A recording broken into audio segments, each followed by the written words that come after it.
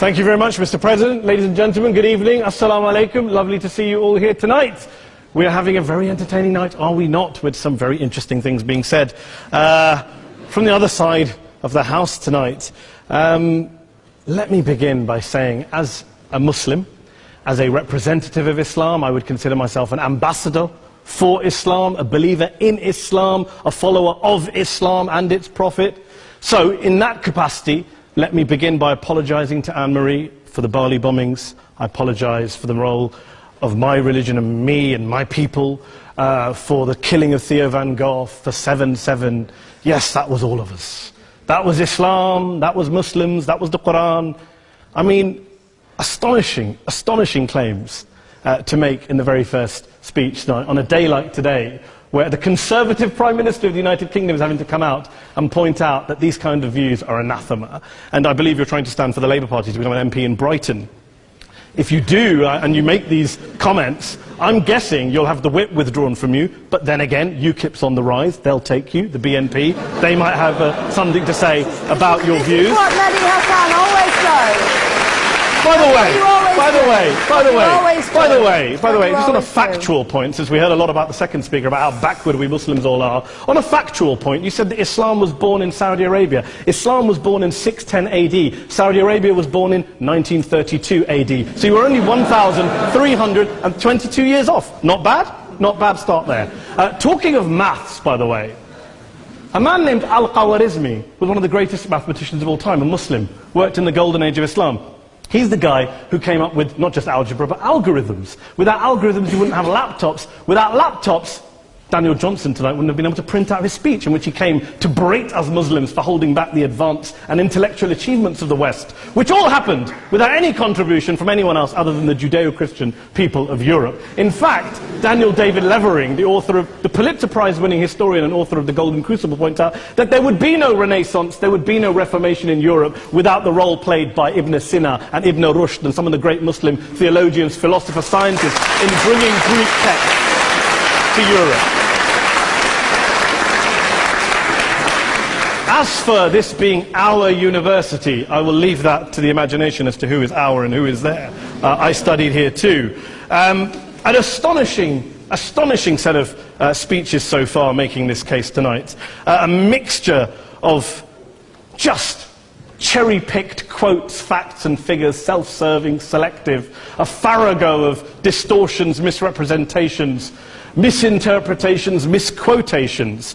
Daniel talked about my article in the New Statesman, which got me a lot of flack, where I talked about the anti-Semitism that is prevalent in some parts of the Muslim community, which indeed it is. Of course, I didn't say in that piece that it was caused by the religion of Islam. In fact, modern anti-Semitism in the Middle East was imported from, finish the sentence, Judeo-Christian Europe, where I believe some certainly bad things happened to the Jewish people. In fact, Tom Friedman, Jewish-American columnist in the New York Times, told me in this very chamber last week that he believed, had Muslims been running Europe in the 1940s, 6 million extra Jews would still be alive today. So I'm not going to take lessons in anti-Semitism from someone who's here to defend the Judeo-Christian values of a continent that murdered 6 million Jews.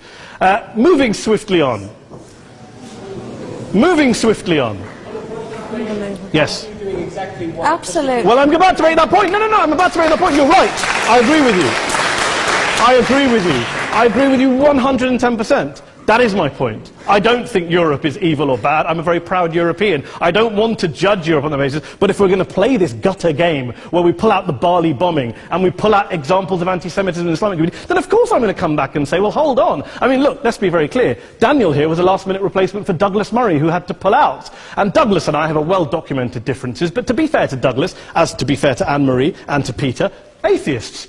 Atheists see all religions as evil, violent, threatening. What the problem I have with Daniel's speech is that Daniel comes here to run this robust defense of Christianity, forgetting that his fellow Christians, people who said they were acting in the name of Jesus, gave us the Crusades, the Spanish Inquisition, the anti-Jewish pogroms, European colonialism in Africa and Asia, the Lord's Resistance Army in Uganda, not to mention countless arson and bomb attacks on abortion clinics in the United States of America to this very day. I would like a little bit of humility from Daniel first before he begins lecturing other communities and other faiths on violence, terror and intolerance. But, no thank you. Some water. But I would say this, to address the gentleman's very valid point here, I'm not going to play that game.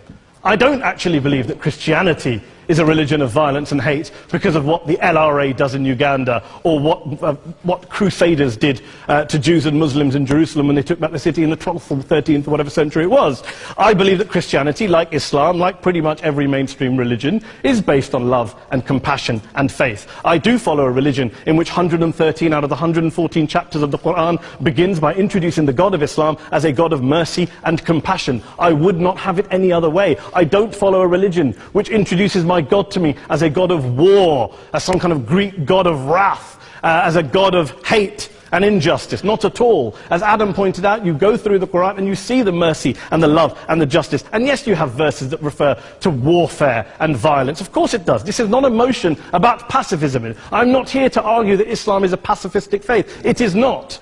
Islam allows military action, violence in certain limited contexts. And yes, a minority of Muslims do take it out of that context. But is it religious? We talked about Woolwich.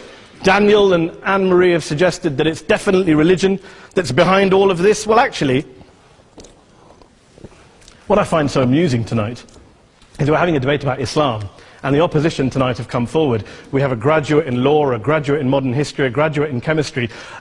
And, you know, I admire all of their intellects and their abilities, but we don't have anyone who's actually an expert on Islam, a scholar of Islam, a historian of Islam, a speaker of Arabic, even a terrorism expert or a security expert or a pollster, let alone to talk about what Muslims believe or think. Instead, we have people coming here, putting forward these views, putting forward these sweeping opinions. Listen to Professor Robert Pape of the University of Chicago, one of America's leading terrorism experts, who, unlike our esteemed opposition tonight, studied every single case of suicide terrorism between 1980 and 2005, 315 cases in total. And he concluded, and I quote, "There is little connection between suicide terrorism and Islamic fundamentalism or any of the world's religions. Rather, what nearly all suicide terrorist attacks have in common is a specific secular and strategic goal to compel modern democracies to withdraw military forces from territory that the terrorists consider to be their homeland." And the irony is, when we talk about terrorism, the irony is that the opposition and the Muslim terrorists, the Al-Qaeda types, actually have one thing in common. Because they both believe that Islam is a warlike, violent religion. They both agree on that. They have everything in common. Osama bin Laden would be nodding along to everything he's heard tonight from the opposition side. He agrees with them. The problem is that mainstream Muslims don't. The majority of Muslims around the world don't. In fact, a gentleman here started quoting all sorts of polls. Gallup carried out the biggest poll of Muslims around the world, of 50,000 Muslims in 35 countries. 93% of Muslims rejected 9/11 and suicide attacks. And of the 7% who didn't, they all, when polled and focus grouped, cited political reasons for their support for violence, not religious reasons. And as for Islamic scholars and what they say, well, Daniel talks about our University of Oxford. We'll go down to Oxford Centre for Islamic Studies, get hold of a man named Sheikh Afifi al-Akiti, who is a massively well-credentialed and well-respected Islamic scholar, who has studied across the world, who in the days after 7/7 published a fatwa denouncing terrorism in the name of Islam, calling for the protection of all non-combatants at all times, and describing suicide bombings as an innovation with no basis in Islamic law. Go and listen to Sheikh Tahir al-Qadri, one of Pakistan's most famous Islamic scholars, who published a 600-page fatwa condemning the killing of all innocents and all suicide bombings unconditionally without any ifs or buts. There's nothing new here. This is mainstream Islam, mainstream scholarship, which has said this for years. You don't go out and kill people willy-nilly in the high street or anywhere else, on a bus or a mall, based on verses of the Quran that you cherry-pick without any context, any understanding, any interpretation, or any commentary. Point of information. Please. What about stoning women, for example, in Well, It doesn't happen, apparently. I didn't say it doesn't happen at all. I never said it didn't happen. I don't blame Islam. Yes, it's a very good point. And a lot of us are campaigning against that. And we're campaigning against it in the name of Islam. We're campaigning against it in the name of various interpretations of Islam. Anne-Marie comes and scares us with her talk of Sharia law. I would like to see the book of Sharia law. It doesn't exist. People argue over what Sharia law is. And you empower the extremists by saying there is only one version. You empower them all. I don't believe you took any interruptions, Anne-Marie, so I think you should stay there for a moment. Several countries. Here's what we're dealing with. Here's what we're dealing with. We are dealing, I took your point. Here we are dealing with a 1400-year-old global religion, followed by 1.6 billion people in every corner of the world, a quarter of humanity, of all backgrounds, cultures, ethnicities, and yet the opposition tonight wants to generalize, stereotype, smear, in order to desperately win this debate. And here's my question, if we're going to generalize and smear. If, okay, people say yesterday's bombers, and we've got to be careful, there's a trial going on, were yesterday's attackers, motivated by Islam? Big debate. I don't believe they were. Let's say they were. Let's say Faisal Shahzad, the Times Square bomber, was motivated by Islam. Let's assume, for sake of argument, that Richard Reeves, the shoe bomber, was motivated by Islam. If Islam is responsible for these killings, if Islam is what is motivating these people, and Islam is therefore not a religion of peace, a religion of war, then ask yourself this question: why aren't the rest of us doing it? Why is it such a tiny minority of Muslims are interpreting their religion in the way that the opposition claim they are? Let's assume there are 16,000 suicide bombers in the world. There aren't. Let's assume there are for the sake of argument. That's 0.001% of the Muslim population globally. What about the other 99.99% of Muslims who the opposition tonight either ignore or smear? The reality is that the rest of us aren't blowing ourselves up tonight. The reality is that the opposition came here tonight not worried about the fact that me and Adam might pull open our jackets and blow ourselves up tonight because we're followers of a warlike warrior religion which wants to take over Europe and Daniel's university. The issue is this. The issue is this. Unless the opposition can tell us tonight, and Peter Atkins is here, one of our great atheist intellectuals, can tell us tonight, can answer this question tonight: why don't the vast majority of Muslims around the world behave as violently and aggressively as a tiny minority of politically motivated extremists? Then they might as well give up and stop pretending they have anything relevant to say about Islam or Muslims as a whole. Ladies and gentlemen, let me just say this to you. Think about what the opposite of this motion is. If you vote no tonight, think about what you're saying the opposite of this motion is. That Islam isn't a religion of peace, it's a religion of war, of violence, of terror, of aggression. That the people who follow Islam, me, my wife, my retired parents, my 6-year-old child, that 1.8 million of your fellow British residents and citizens, that 1.6 billion people across the world, your fellow human beings, are all followers, promoters, believers in a religion of violence. Do you really think that? Do you really believe that to be the case? They say that in the Oxford Union, the most famous debate was in 1933, when Adolf Hitler looked out for the result of the King and Country motion, where they voted against fighting for King and Country, and Hitler was listening out for the result. Well, tonight, 80 years on, there are two groups of people around the world who I would argue are waiting for the result of tonight's vote. There are the millions of peaceful, non-violent, law-abiding Muslims both in the UK, Europe, Asia, Africa and beyond, who see Islam as the source of their identity, as a source of spiritual fulfillment, of hope, of solace. And there are the phobes, the haters, the bigots out there who want to push the clash of civilizations, who want to divide all of us into them and us and ours and their.